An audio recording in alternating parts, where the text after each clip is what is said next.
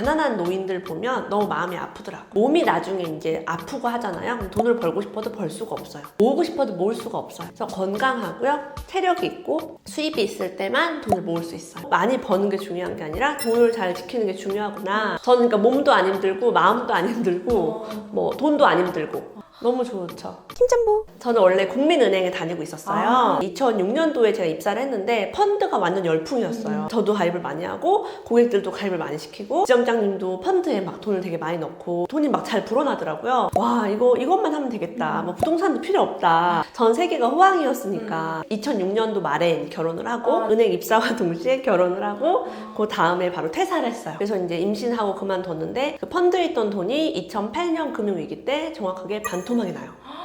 몇 천만 원 있었어요. 그러니까 남편이 결혼 전부터 모은 돈 다 맞벌이에서 모은 거. 우리가 얼마나 돈을 아꼈냐면 남편이랑 커피숍에 가본 적이 한 번밖에 없고요. 진짜요? 연애 기간에 한 번밖에 안 갔고 영화 보러 간 적이 없어요. 500일 날 짜장면을 먹으러 갔는데 내가 간짜장을 먹겠다고 하니까 남편이 짜장이나 간짜장이나 비슷한데 왜 돈을 더 주고 짜장을 먹냐. 그래가지고 싸웠어요. 진짜? 아니 내가 탕수육을 먹겠다는 것도 아니고 500일인데 길에서 막 싸웠던 그런 기억이 있을 정도로 남편이 되게 알뜰해요. 근데 그렇게 알뜰하게 모은 돈을 투자로 날리니까 진짜 너무 허무한 거예요. 그러니까요. 많이 버는 게 중요한 게 아니라 돈을 잘 지키는 게 중요하구나. 그리고 이제 우리가 IMF 한번 경험했고 바로 10년 뒤에 2008년 금융위기를 또 경험하잖아요. 네네. 그때 깨달은 게 이런 위기가 자주 올 수 있구나. 내 인생에서 여러 번 더 오겠다. 근데 내가 뭔가 잘못된 선택을 해서 돈을 손해를 본다면 내 자식에게도 굉장히 이제 안 좋은 영향을 미치겠다. 근데 이제 그때는 부동산이 뭐 꼭지다, 집을 사면 안 된다. 그때도요? 그때도 똑같은 얘기 있었죠. 뭐 대출 받으면 뭐 안 된다 해서 제가 이제 신혼집을 전세로 살았어요. 대부분 신혼은 전세나 월세로 시작을 해요. 저도 그렇게 시작을 했고. 근데 집을 살려고 보니까 내 펀드 돈은 반토막 났지? 집값은 올랐지? 나는 직장 그만뒀지? 남편 혼자 벌지? 애도 있지? 그러니까 대출 받아서 집을 산다는 게 그게 쉬운 일이 아니에요. 네네네. 지금이야 뭐 영끌영끌하지만 우리 때는 정말 그게 되게 두려웠고 나는 어떻게 하면 내 돈을 지킬 수 있을까? 어떻게 하면 이제 이런 위기 때 손해보지 않을 수 있을까? 남의 말을 믿을 수가 없고 그때부터 도서관에 가서 공부를 하기 시작했어요. 사실 솔직히 말하면 무슨 말인지 못 알아들었어요. 너무 어려워가지고. 그리고 뭐 유명한 책, 뭐 시구르의사 박경철 선생님 책도 뭐 보고 로버트 기요사키 책 뭐 다 보고 뭐 그런 코스를 이제 밟아가면서 이것저것 이제 봤죠. 근데 그때는 그러면 시드가 이제 반토막이 난 거잖아요. 네네네. 그럼 다시 그런 책을 읽으면서 시드를 모으기 시작하신 거예요? 그죠. 시들은 이제 내가 투자를 해서 수익을 볼 생각을 하지 말고 저축을 그냥 꾸준히 하면 리스크 없이 돈을 불릴 수 있거든요. 내가 10만 원 모으면 10만 원 내 거야 그냥. 누가 안 뺏어가요. 라고 해서 저축을 하기 시작해요. 그러다가 책을 제가 계속 보잖아요. 부동산에 관련된 책을 보기 시작했고 아파트 시장이 안정적인데 이걸 깨달았어요. 전세가 계속 오르더라고요. 전세가 계속 오르고 매매도 계속 오르면 이게 위험한 게 아니겠다. 금융위기가 온다고 전세가 막 하락하고 매매가 막 빠지고 그렇지가 않더라고요. 그러니까 위기가 왔을 때 아주 잠깐 흔들렸다가 다시 가더라고요. 그런 걸 보고서 투자를 공부해야겠다. 부동산. 그때부터 공부를 했고 2009년에 공부해서 2010년에 첫 투자를 시작했어요. 그때 이제 김짬부님 나이 때. 와 대박. 제가 첫 집을 2천만 원 갭으로 샀거든요. 네네. 괜찮죠? 네네. 내가 정말 뼈 빠지게 모으면 충분히 모을 수 있는 돈이에요. 근데 어쨌든 그래도 나이가 어리셨잖아요. 그러면 외벌이로 2천만 원을 모은다는 게 진짜 쉽지가 않은데 어떻게 모으셨는지. 남편 월급이 이제 250만 원일 때는 125만 원을 모았고요. 네. 남편 월급이 300일 때는 이제 150을 모았는데 목표를 이제 그렇게 정하는 거죠. 근데 안 되는 달도 있어요. 뭐 어떤 일이 생기고 12개월 중에 6개월은 실패, 6개월은 성공. 왜냐면 저는 아이들도 있고 하다 보니까 막 무슨 막 일이 막 터져요. 그러면 나는 이제 오늘 하루에 10,000원만 쓰고 싶은데 더 쓰게 되고. 근데 이제 중요한 거는 아까 말한 것처럼 뭐 외식을 한다거나 배달 음식을 먹는다거나 뭐 영화를 보고 커피를 마시고 이렇게 그냥 생존과 상관없이 쓰는 돈이 이제 없었어요 우리 집에는. 정말 돈을 아끼려고 라면 대신 국수 먹고 이랬어요. 국수가 더 싸요? 훨씬 싸요. 잔치국수. 그런 거. 비빔국수 이런 거. 네네. 여러분 비빔면 그런 거 먹으면 짠순이 아닙니다. 수제비 이런 거 사 먹으면 안 되죠. 밀가루 500원도 안 들어가요. 항상 그런 식으로 원가 계산. 원가 계산. 이거를 맞아. 내가 만들면 얼마가 들지? 맞아. 그러면 수제비에 감자, 애호박 그런 거 넣으면 안 돼요. 돈 들어. 정말 돈을 아낄 때는 진짜 수제비 그냥 하얀 국물에다가 그 밀가루만 넣어서 먹고 이랬어요. 그때 옆에서 뭔가 막 그냥 좀 쓰고 살아 이런 분들 없었어요? 아무도 안 만났어요. 짠돌이 카페라는 곳에서 나온 책이 되게 많더라고요. 그걸 보고서 카페에 가입해서 나처럼 돈을 아끼는 사람들을 봐야겠다 해서 가입을 했더니 한 달에 10만 원 살기란 게시판이 있어요.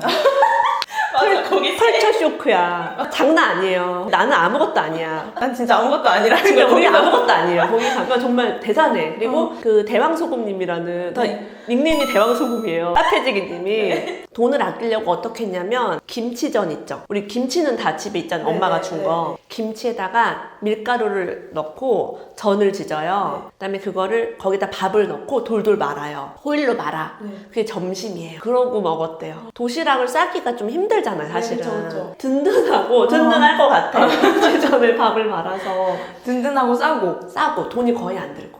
근데 그거 보면서 대단하다. 네. 그런 대단한 사람들을 하도 보다 보니까 나는 뭐 아무것도 아니더라고요. 수입의 80% 저축하는 사람. 그리고 제가 250에 125만 원 저축하기 되게 힘들었거든, 솔직히 말하면. 애기 키우면서. 근데 거기에 120 수입에 80 쓰고 40 저축하는 세대가 있었어요. 와. 남편이 120 벌어 한 달에. 수입이 너무 적죠. 일반 사람 같으면 포기해. 근데 불평 불만 없이 80만 쓰고 40 모으더라고요. 와.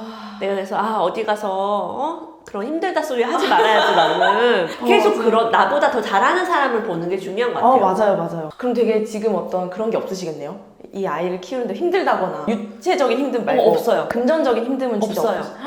저는 그러니까 몸도 안 힘들고 마음도 안 힘들고 뭐 돈도 안 힘들고 너무 좋죠. 제가 재테크를 빨리 할 수 있었던 이유가 있네. 뭐예요? 은행 다녔잖아요. 네. 은행에 다니면서 하루에 이제 고객이 막 수십 명씩 오니까 네네. 통장을 다 봐요. 그리고 이 사람이 어디 사는지 무슨 직업인지 네네. 다 보여. 네네. 이제 딱 보면 이제 부자인지 가난한지 다 보여요. 이게 내역 통장 잔고가 얼마 있는지. 그쵸. 일단은 있는 놈이 더하다라는 속담이 있죠. 네. 알뜰해요, 부자들은 기본적으로. 그만한 집에 살고 그만한 통장에 잔고가 있는 거는 알뜰해. 그리고 부자들은요, 빚을 낼 때 부동산 살 때만 빚을 내더라고요. 은행 전산에 빚이 떠요. 이 사람 빚이 얼마 있다고. 근데 그게 주택담보대출인지 뭐 떠요, 그게. 주택담보대출이다. 뭐 건물 사느라 빚이 있다. 그러면 신용등급이 아주 좋습니다. 진짜요? 그런 빚은 또 좋구나. 근데 이 사람이 무슨 마이너스 통장을 네네. 자꾸 쓰고 뭐 카드론을 쓴다. 그러면 이제 좀 안 좋고. 할부 많이 하면 안 좋아요. 그거 안 알려줬는데 할부가 안 좋은 거구나. 그 시그널을 줘요. 그 전산에서. 그래서 이제 할부가 별로 안 좋고 신용대출 안 좋고 주택담보대출은 좋고 이런 걸 제가 이제 구분을 하게 됐고, 또 되게 쇼킹한 거는 빌딩 같은 대출이었던 것 같아요. 그런 대출이 있는 사람이 체크카드 쓰는 걸 제가 봤어요. 수입이 진짜 많아. 맞벌이야. 근데 체크카드를 써요. 부인도. 그런 거 보면 생각을 했지.